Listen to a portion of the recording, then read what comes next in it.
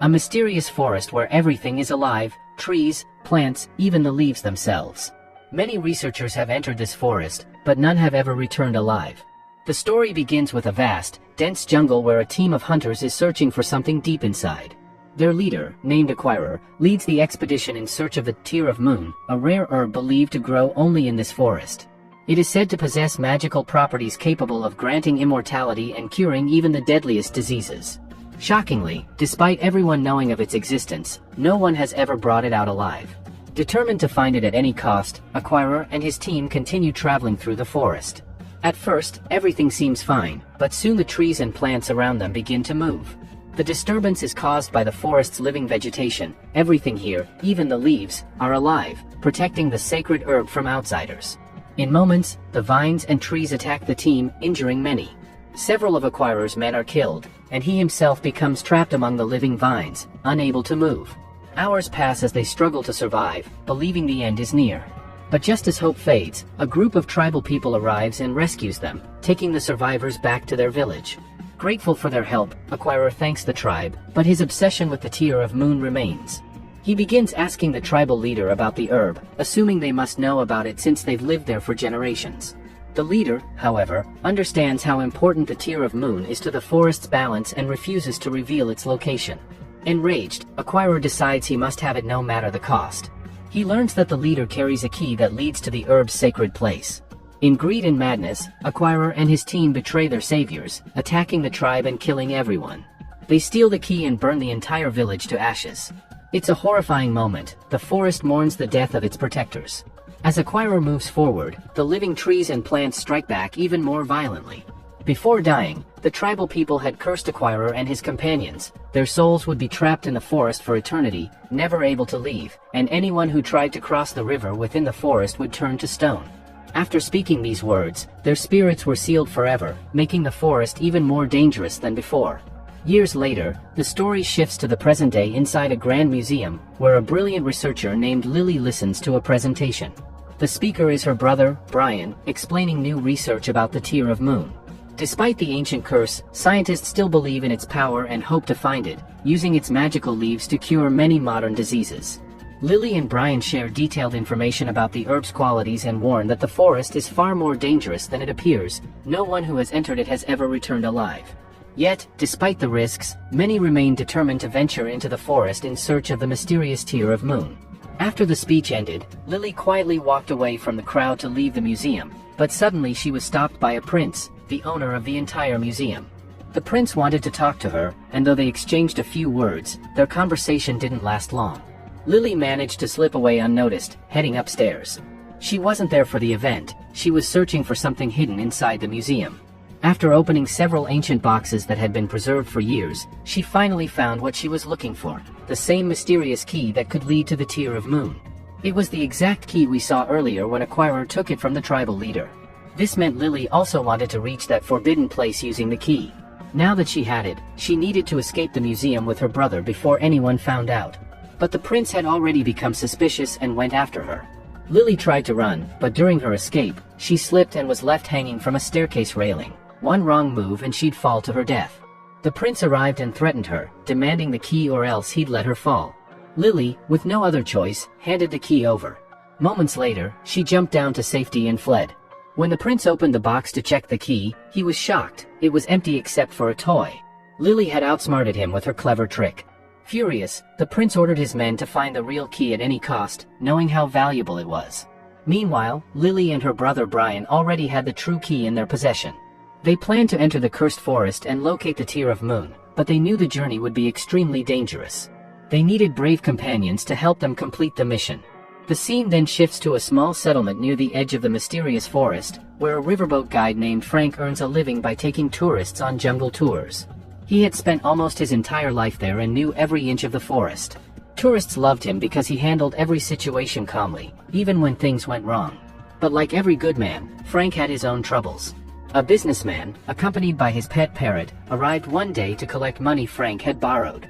When Frank told him he hadn't earned enough yet to repay the debt, the businessman refused to listen. He ordered his men to remove the engine from Frank's boat, leaving him unable to work. Heartbroken but determined, Frank found out where the engine was hidden and the location of the key to the drawer where it was kept. He planned to steal it back. Around the same time, Lily and Brian arrived in the area to meet that very businessman.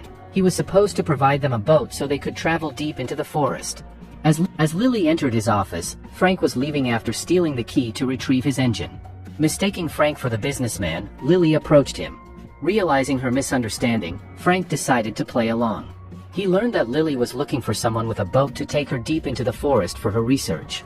Seeing an opportunity, Frank confidently told her that no one could guide her better than he could. He claimed to know every part of the jungle and began negotiating the price for their journey. As Lily and Frank were talking, the businessman suddenly appeared behind them with his assistant.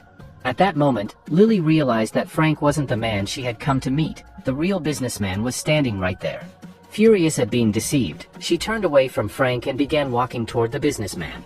Frank tried to convince her to stay, but then his eyes fell on the key hanging around Lily's neck, the same ancient key connected to the Tear of Moon. Realizing what it was, Frank decided he couldn't let her leave so easily. He tried harder to persuade her, offering to take her on the trip for a much lower price. But Lily had already made up her mind. She didn't want to travel with someone who stole things, and it seemed she was going to go with the businessman instead. Just then, out of nowhere, a ferocious jaguar appeared and attacked everyone. The animal was massive and deadly, but Frank fearlessly grabbed it, lifted it into the air, and threw it away, saving everyone's life. Lily, stunned by what she saw, realized Frank was strong, brave, and exactly the kind of person she needed for her research mission. After thinking it over, she decided to go with Frank instead of the businessman, who had already prepared a boat for her. Lily only told Frank that she and her brother needed to conduct research inside the forest. After settling on the charges, they began preparing the boat. Frank secretly managed to retrieve his stolen engine as well, meaning the boat was ready to sail again. Later, it was revealed that the jaguar who had attacked them was actually Frank's pet. He often used it during tours to gain people's trust and make his adventures seem more thrilling. Once all the supplies were loaded, Lily and the team were ready to start their journey. But suddenly, several men jumped onto the boat and grabbed Lily, locking her inside a cage and roughing her up badly before taking her away. Frank had no idea she was being kidnapped. These men were working for the businessman, who had ordered them to capture Lily at any cost because he knew she had the key to the Tear of Moon and wanted it for himself.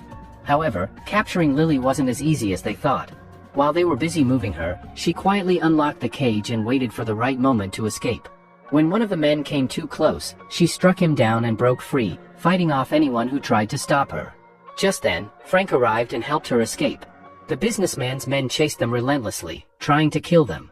Lily climbed onto a pulley and moved across to another platform while Frank took control of another boat nearby, positioning it so she could jump to safety.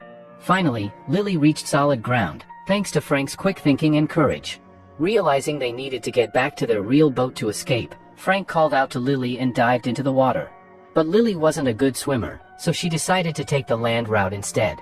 Unfortunately, more of the businessman's men were waiting for her there. She outsmarted them again and kept running. Then came the real shock. A massive submarine surfaced from the river, carrying the prince and his soldiers, who had come after Lily to take the key from her. Lily barely managed to climb onto Frank's boat, but now the true danger wasn't the businessman's men, it was the prince himself. Emerging from the submarine, the prince spotted Lily and opened fire on their boat with a machine gun. Frank instantly realized they were under attack and began steering the boat in every direction, skillfully dodging the bullets. Somehow, they narrowly escaped the gunfire, but it was clear their journey into the cursed forest was only beginning. But Prince had something even more dangerous. He was about to use a water missile to destroy their boat. Frank, who was already moving ahead with Lily on board, suddenly saw the missile fired straight toward them. One small touch, and the entire boat would explode. That's when Frank's quick thinking came into play. He realized the missile was coming from underwater, so he used a platform mechanism to lift his boat into the air. For a few seconds, the boat soared above the water, and the missile hit the platform instead, triggering a massive explosion. Frank's boat remained completely unharmed, and he continued moving forward with Lily. Meanwhile, Prince's submarine went out of control and crashed onto the same platform, leaving him and his crew severely injured.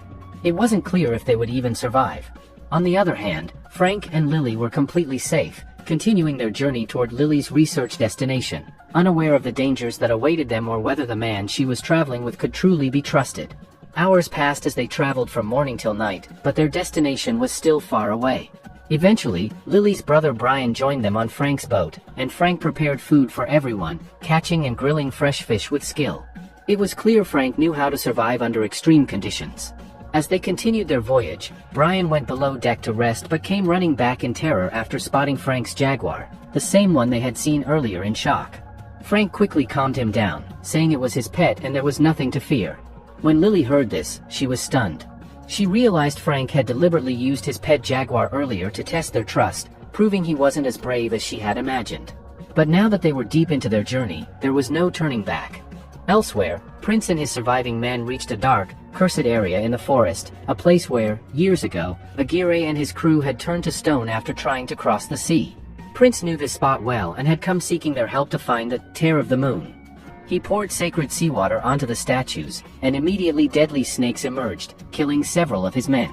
Before they could attack Prince, he made them an offer. If they helped him find the girl and the key, he would give them the Tear of the Moon to set them free. The spirits of Aguirre and his crew accepted the deal and agreed to join him. The next morning, Frank's boat sailed across the ocean, but the current began to grow dangerously strong, a clear sign a waterfall was nearby. In such a situation, one must constantly monitor the flow of water. If you realize a waterfall lies ahead and your boat won't stop, the only option is to steer toward the large rocks nearby. Though the force of the current may prevent full control, you can still angle slightly to the side and wedge the boat against the rocks before climbing out. It's the only way to survive. Because, no matter what movies show, no one truly survives falling from a giant waterfall. At the bottom, there could be huge rocks that could kill you if you fall on them. So it's always better to get off before the waterfall or keep a rope with you. If getting stuck on the rocks doesn't work, tie the rope to something solid so your boat can stay in one place for a while. But Frank wasn't the kind of man to follow typical survival techniques. His style was different. Just before going over the waterfall, he turned the boat sharply, steering it toward the other side and barely escaping the deadly drop. However, the boat was badly damaged in the process and couldn't go any farther without repairs. So the three of them got down, gathered supplies, and prepared some food. While inside the boat, Lily discovered some research papers that mentioned the key and the Tear of the Moon in great detail. She couldn't understand why Frank had done such deep research on it. When Frank arrived, Lily confronted him and demanded the truth. She had realized that Frank was using them to reach the Tear of the Moon for himself. Disappointed and hurt, Lily listened as Frank explained that he'd been searching for it for years but had never succeeded. Lily eventually understood that it wasn't his fault. Everyone in the world was after it, yet no one had found it. She assured Frank that this time, they would find it together because she now had the key. From that moment, they became a team with a single goal, to locate the Tear of the Moon and take it away. But before they could plan their next move, strange noises surrounded them. Outside, a tribe of fierce natives had encircled them. They couldn't run, because any sudden movement would mean certain death. So they decided to follow the natives' commands and went along to their camp. Frank, who understood a bit of their language, tried to explain that they meant no harm and were only conducting a nature study. But the tribe insisted they should be killed, claiming researchers always break the laws of nature and bring disaster. Lily, however, showed courage and tried to defend herself with a weapon, though the natives only laughed. Then they looked at Frank and said his plan had worked, revealing that this entire situation was his doing, set up to get the key from Lily. Furious and heartbroken, Lily slapped Frank. Soon, a tribal woman began to speak, telling them where the Tear of the Moon was located, a dangerous place filled with dark energy. Lily decided to continue alone, refusing to trust Frank again, believing he might betray her once more.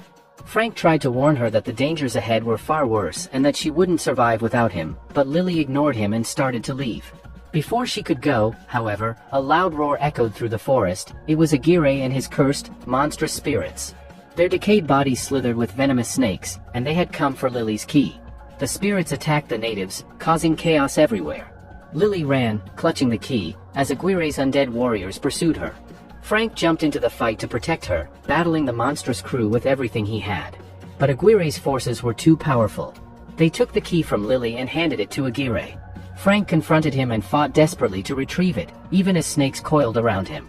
After a fierce struggle, Frank managed to snatch the key, but Aguirre stabbed him with a knife, sending him falling from a great height. With his last ounce of strength, Frank threw the key toward Lily before plunging into the depths below. Lily could only watch helplessly as Frank fell, motionless, her unlikely ally now gone forever. Lily remembered the tribal woman's warning that if she crossed to the far side of the river, Acquirer and his dangerous followers couldn't harm her, so she and her brother ran across the river. Acquirer chased them but dared not follow, for he and his crew would turn to stone if they crossed the sea. The next morning Lily returned to the spot where Frank had fallen and, to her shock, found him still alive, an immortal with a sword still embedded in his body. She pulled it out with great effort, and Brian fainted at the sight. Frank confessed that he, too, had once been one of Acquirer's cursed companions but had left the plan, earning only a partial curse. He couldn't die, yet he'd been free to escape. After leaving Brian with the villagers for safety, Lily and Frank continued toward the Tier of the Moon. Brian was later kidnapped by the prince and his submarine crew, who demanded to know Lily's whereabouts. Frank and Lily reached a site where a large submerged gate marked the entrance. Frank dove and found an opening, but Lily, who couldn't swim well, accidentally pressed a button that trapped her in a cage as water rose. Frank resuscitated her when she began to suffocate, and he distracted swarming piranhas so she could work the mechanism, free herself, and press a second button that drained the water and opened a massive door. Emerging, they discovered the prince waiting with Brian captive. The prince threatened to kill Brian unless Lily surrendered the key, so she handed it over, and the prince led them all through the gate to a gigantic tree whose glowing leaves should produce the Tier of the Moon. But the tree lay dark and lifeless. The prince demanded to know how to activate the tree and where the key should be placed, but the spot wasn't obvious. Frank told the prince he could reveal the way, if, in return, the prince gave him a Tier of the Moon so he could be freed. He wanted to be free from his entire life and finally die. But here, Lily felt disappointed because she had grown fond of Frank during the whole process. Still, they continued their journey to find the Lord. Lily asked the prince that she wanted a Tier of the Moon too, but the prince made it clear that there would be only one Tier of the Moon for all, and after that, they would be taken safely away. Frank then came to Lily and told her to take the Tier of the Moon and leave immediately. After a quick search, they found the slot for the key. Following the instructions given by the tribes, they placed the snake's heart into the slot, which activated the entire area.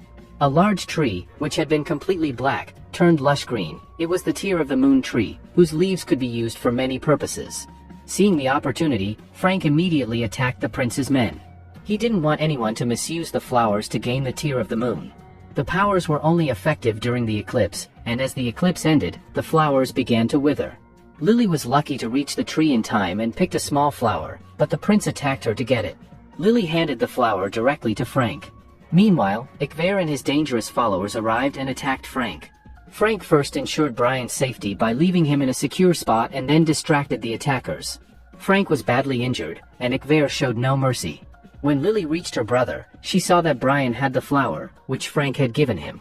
Frank sped the boat and crashed it into the wall that had cursed all of them, and the vines trapped everyone, turning them to stone, including Frank. Lily was heartbroken because she loved Frank and thought he might not survive. She placed the flower in his mouth, hoping it would revive him, but at first, nothing happened. Feeling completely despondent, she moved on, only to find that in the next moment, Frank had come back to life. Lily hugged him tightly. The eclipse had ended, and they could now travel safely. They even had an extra flower, which was later taken to the city to make many medicines. And with that, their story comes to an end.